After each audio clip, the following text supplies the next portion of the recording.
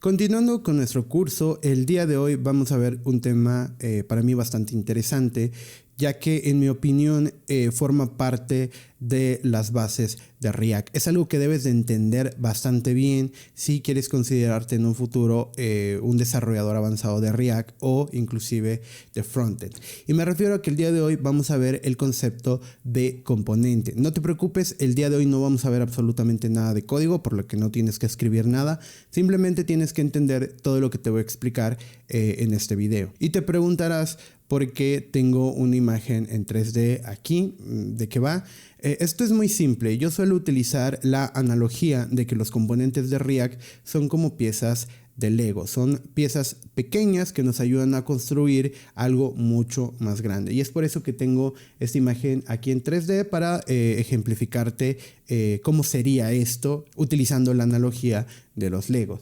Nosotros podemos ver cómo tenemos una imagen, una figura completa final, que es este guerrero. Vemos cómo tiene un arma, cómo tiene un escudo y cómo también tiene las partes de su cuerpo, la cabeza, el pecho, los pies. Pero si vamos más a detalle, nos vamos a dar cuenta de que cada uno de los elementos están conformados por piezas muchísimo más pequeñas. Podemos ver, por ejemplo, el brazo, cómo es que tiene piezas aquí más pequeñas. Podemos ver el arma también, que está construida por piezas muchísimo más pequeñas, pero que al final construyen un todo. Así es como funcionan los componentes en React. Los componentes van a ser estas pequeñas piezas que van a conformar una pieza mucho más grande que a su vez va a complementar un conjunto o un todo. Con esto quiero decir que los componentes son pequeñas piezas de software que nos van a ayudar a construir una pieza de software muchísimo más grande con mucha mayor funcionalidad. Vamos a ver entonces ahora un proyecto de ejemplo. Digamos que queremos desarrollar un chat con React y tenemos esto que es bastante parecida a la interfaz de WhatsApp. Tenemos que empezar a pensar como desarrolladores de React. En este caso tendríamos que descomponer esta interfaz en componentes. Te voy a dar unos segundos para que me digas cuántos componentes crees que pueden haber dentro de esta interfaz. Si ya te dije que los componentes son como piezas de Lego, ¿cuántos componentes crees que podría haber aquí? Si quieres, pausa el video,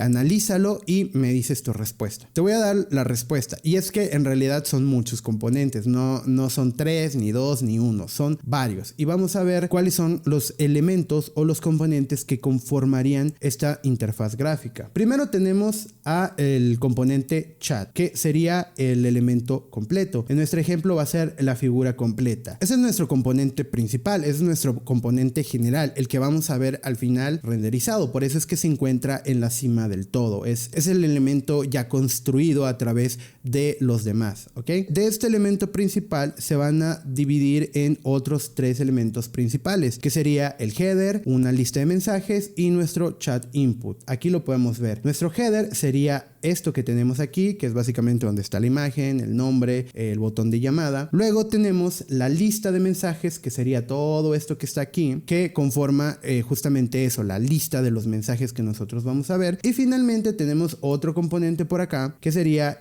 donde nosotros escribimos, vamos a mandar el audio o donde podemos escoger un emoji o agregar una imagen. Esos serían nuestros 3 componentes principales, seguidos obviamente del componente principal. Pero dentro de esos componentes vamos a encontrar a otros componentes, que sería, por ejemplo, como te había dicho, el tema de la imagen, componente que se va a encargar del nombre y finalmente el componente que se va a encargar de las acciones. Y esto lo podemos ver aquí. Tenemos un componente para la imagen, un componente para el nombre y un componente para las acciones. Dentro de la lista de mensajes que tenemos aquí, que es todo esto que está aquí, nosotros vamos a encontrarnos con un componente llamado message. Pero tú me vas a decir, oye, ahí hay muchos mensajes, ¿por qué nada más es un componente? Bien, una de las principales características que tienen los componentes de React es que deben de ser reutilizables. Eso quiere decir que todos los componentes que tú ves aquí son el mismo componente, simplemente renderizado múltiples veces. Ahora, tú me vas a decir, oye, pero este componente, el mensaje que se recibe,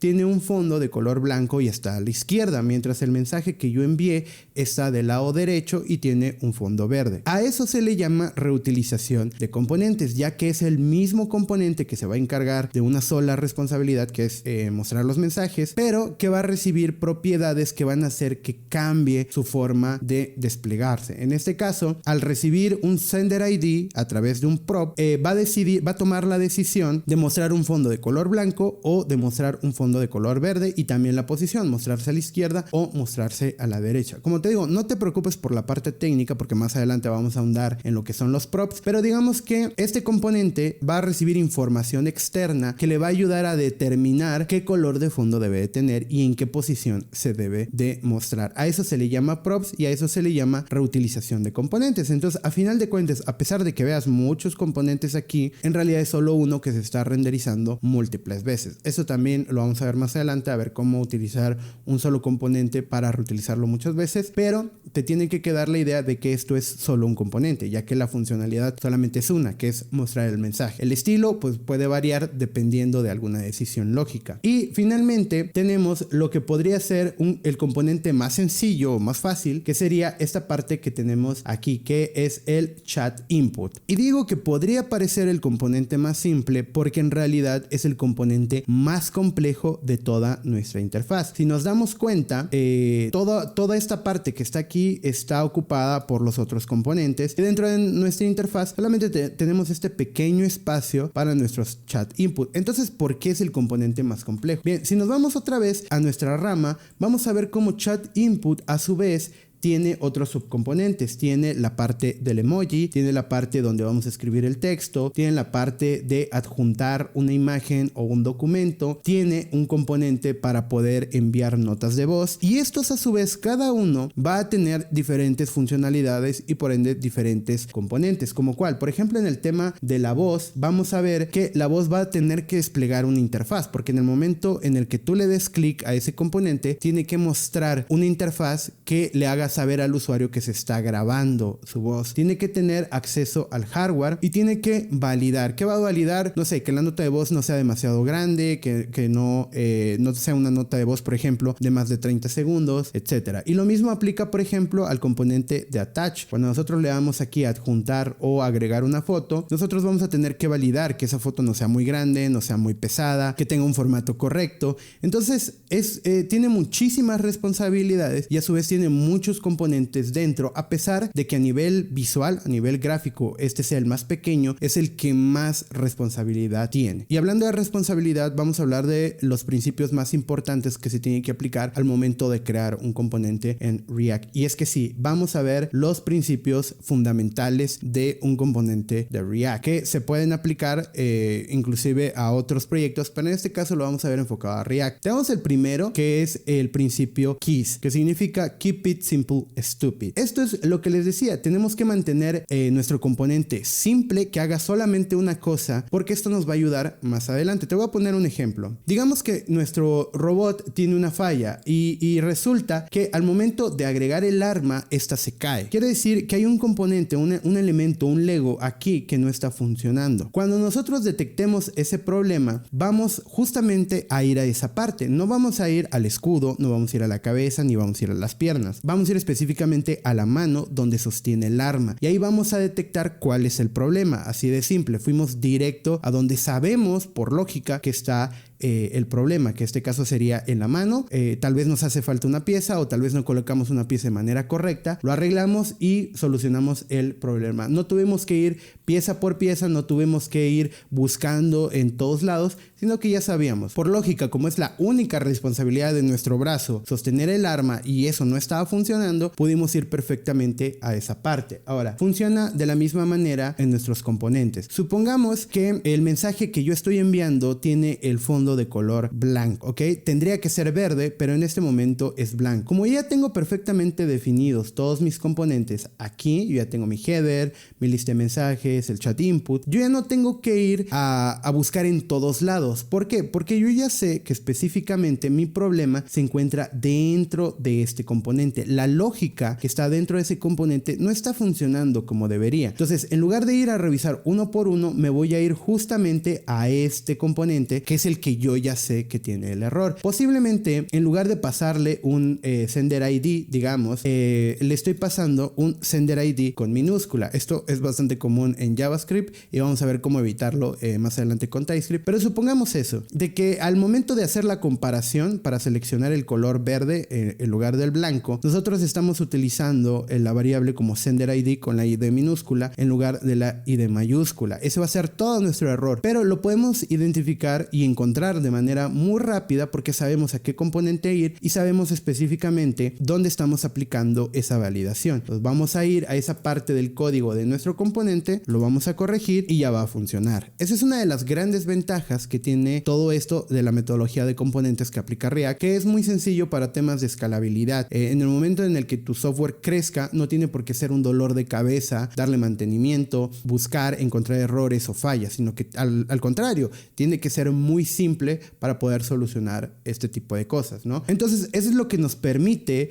el principio KISS. Al mantenerlo nosotros de una manera muy simple, con una única responsabilidad, que eso es parte de Solid, el Single Responsibility, es que nada más hace una cosa y esa cosa es lo único que tiene que hacer. Nosotros podemos crear software de calidad mantenible y escalable. También vamos a aplicar el principio DRY, que es Don't Repeat Yourself. Como te dije en este componente, por ejemplo, que tenemos aquí, la única responsabilidad de este componente es mostrar los mensajes que tenemos, ¿ok?